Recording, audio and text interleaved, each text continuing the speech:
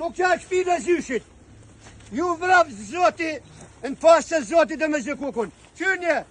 Në rjoll, konflikti për ndërtimin e një resorti dhe hoteli ka mbërritur në një pikë të retensioni, pasi banorët lokal kanë bllokuar paraditjen e së premtes makineritë dhe punonjësit e kompanisë së Bashkim Ulajt. Sipas tyre, toka mbi cilën po ndërtohet resorti u përket pronarëve të zonës, një çështje që aktualisht është në shqyrtim gjyqësor. Përplasja me punonjësit dhe më pas me policinë shkaktoi ndalime dhe procedime penale për disa nga banorët, por ata deklaruan se nuk do të tërhiqen dhe se do të vazhdojnë të ndërpresin punimet çdo ditë duke mbrojtur tokat e tyre. Të mërkurën e kaluar, banorët depozituan një kallëzim të ri në SPAK, pasi kallëzimi i përparshëm u përcoll nga prokuria e posaçme te prokuria e Shkodrës për arsye të kompetencës. Ndërkaq, projekti për ndërtimin e resortit është miratuar nga Këshilli Kombëtar i Territorit për banorët. Shqetësimi kryesor mbetet pronësia dhe mbrojtja e tokës. Situata në zonë mbetet e tensionuar, ndërsa palët janë të gatshëm për përplasje të mëtejshme, nëse nuk gjejnë zgjidhje. Ti themi bashkëtarëve e bashkëfshatarëve që janë këtu.